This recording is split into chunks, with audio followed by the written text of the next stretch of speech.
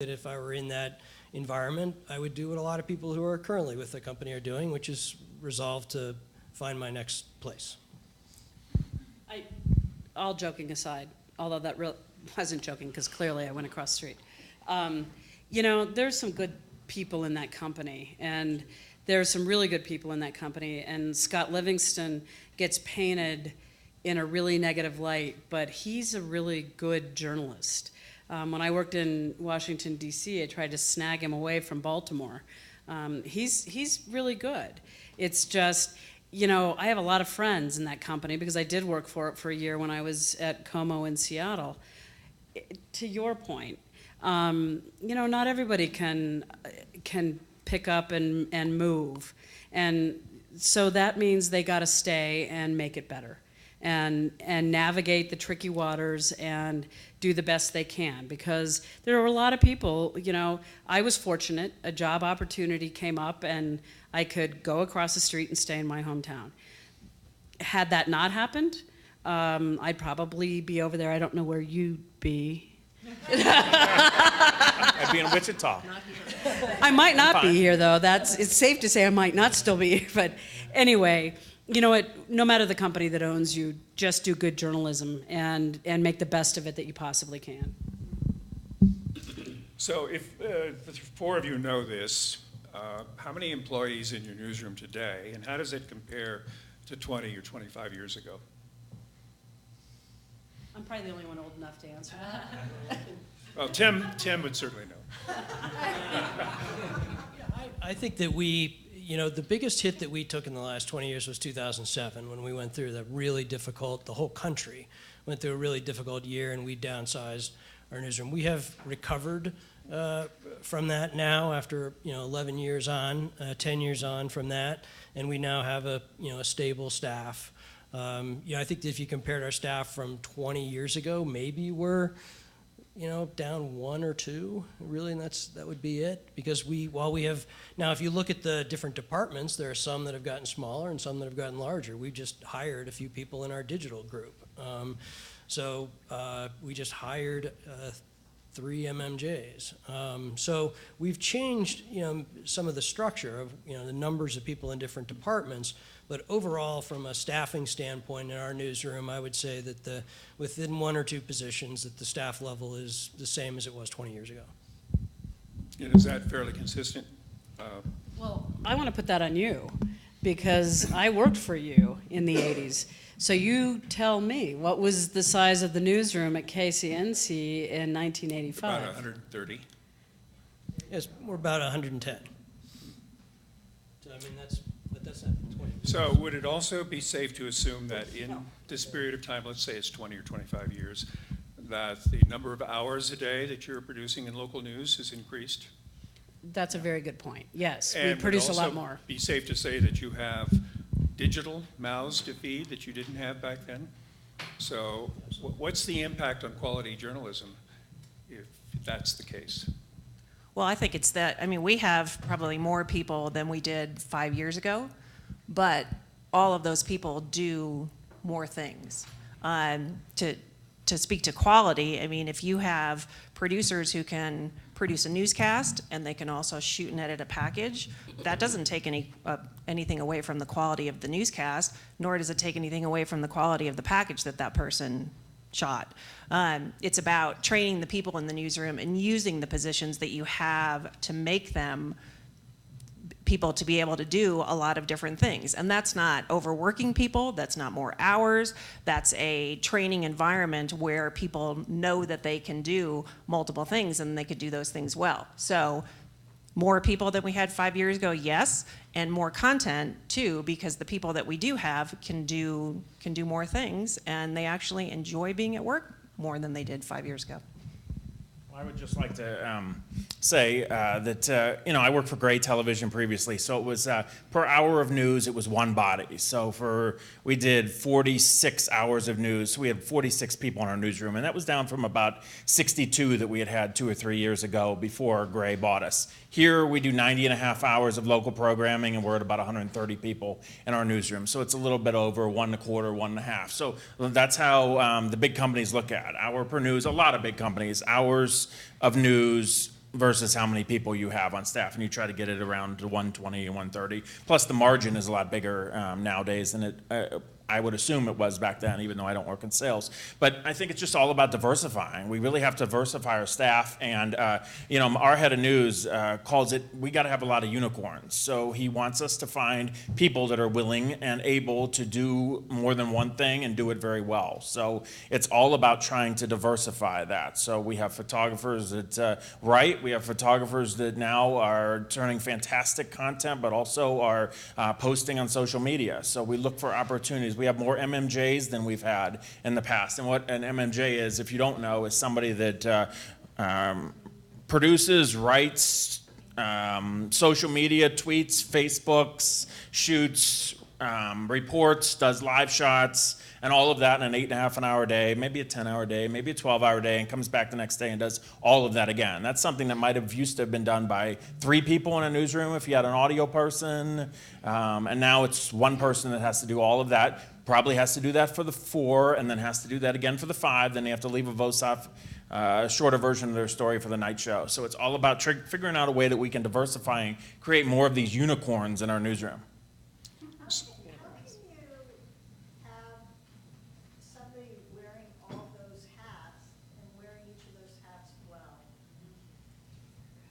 Great question. It seems unthinkable to me that you can do all of those things simultaneously and do it in anything more than a perfunctory way. It's something we struggle with every day.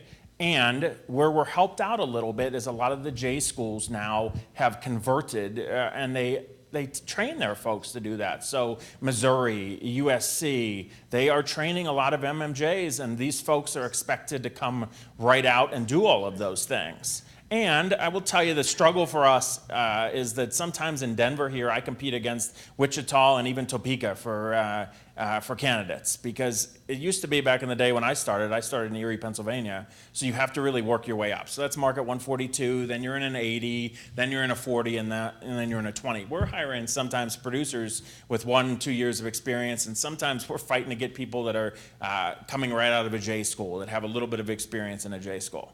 Anybody else? I just would add that I think that a lot of these people come on, that is how they're trained to do the job. I'm not necessarily going to my most veteran reporter and saying, hey, starting tomorrow, you're going to have to start shooting and editing and doing your own live shot, because that's not how they work. But some of our folks who are trained professional MMJs who come up, this is their workflow, and they enjoy it, and they're really good at it. And they've trained that way in college, but in their first market, sometimes their second market, and now here in Denver, and they are efficient, and they spend their time really wisely. They're our best time managers in the newsroom in many cases. And in many cases too, I will say they report circles around to some of our other folks who have a staff. What's that? Are they good journalists? Yes. You're damn right they are. Yes. And I think There's it's one on the front row, by the way. absolutely. They're very good journalists, and like I said, they're in some ways, the way they're trained to work, like I said, is very efficient. They work the phones, they work their sources, they get out and they do their interviews. Because they did their own interviews and shot the story, when they get ready to edit it, they're very familiar with their own content, and so they go through and they don't have to shot log because they shot it themselves. And so they're good at that, and they will write their own web copy to boot, and they are breaking stories. These aren't reporters who are going out and covering just a GA type highway, Right. bill signing, transportation bill signing. They're going out and breaking stories and doing really good enterprise reporting. And I think it's demeaning to suggest that just because that is how they work, that they're somehow less of a journalist than another reporter who works with a photographer. And I think that's so important, is that we treat that's okay, I don't need it. That we treat our MMJs just like a reporter. They are actively involved in some of the best stories. They're fantastic. They go out, Evan goes out in the morning, does live shots all morning, then breaks free and goes and turns a package for the afternoon. Zora will come in. I want our MMJs on the biggest stories too, like our reporters. I don't see any separation in there. I think they do a fantastic job at delivering content in our community. I think we're also only talking about reporters. Vicki, you know, I mean, when people started, when it was an edict that everybody had to shoot, there were people who pushed back on that. But in an environment where, like when I talk about, you know, producers who are getting ready to leave the business and then they're allowed the opportunity or have the passion to go do something else as part of their job, some of these jobs can be pretty monotonous. It's not, you know, everybody races out in the field, all of us who are inside the building people. You know, if you're producing the same show every day or you're anchoring the same show every day, some of that can be fairly monotonous, right? So if you're allowed the opportunity to learn other things, you know, we have people coming in who know how to do a lot more, but also people who've been in the business for a while who are like, show me how to do that. You know, photojournalists who say, I want to write a package. I want to track a package. I might not get it the first time, but I want to be part of the whole process. I want to be able to write a really good digital story. So it's not just the MSJs or the MMJs or whatever the hell you want to call them. It's everybody in the newsroom. And what I've seen, at least, are people who are happier in their jobs. And I don't think that's BS. It's people who come and say, I was going to leave, but now I want to stay for, you know, another 2-year contract because I am able to do a lot more than I did. Our tools are lighter. They're more robust. It gives us more power as a journalist, as a storyteller. And it gives us more ownership of the stories that we're telling to the community that we serve, right? The only thing I do wonder about is in live shots, in some kinds of situations, security, especially if you're sending a younger person or a woman alone in the kind of environment. So how do you consider that when you're making those kinds of decisions? Well, it's not a case-by-case decision really for us. So if you send them into a crime scene, any situation where they're not safe, that's their call. And a lot of times they'll ask for a photographer in that situation. If you're looking for a creative opportunity, maybe that helps out as well. We don't have any that do their own live shots except Kevin Torres. He refuses to work with anybody but himself. So he goes up and he'll do all of his own live shots. You've probably seen him on TV. I can't put anybody with him. He just won't do it. And everybody else we have a photographer with. So you guys say the MMG job is the future for media company? Like that's Yes. the future generation, like in Yes. 5-10 years? Media company will Right be now. Gotcha. Right now. And ours are fantastic. Fantastic. So one more question on this issue. It used to be that enterprise was driven because people had beats. And they spent time developing their contacts, they spent time developing stories, and ultimately they ended up with exclusive stories. With what you're describing in the way of a schedule, it seems to me that that is pretty difficult. You know, I'd say not necessarily. I mean, our MMJs have actually each gravitated toward an area of expertise, and they tend to come in and pitch stories. While it's not necessarily a designated beat, I can almost count on them to come in and pitch a story on the beat that they really love, and they have made contacts on that beat, and they come in and drive, you know, those types of stories. So, you know, just like in any other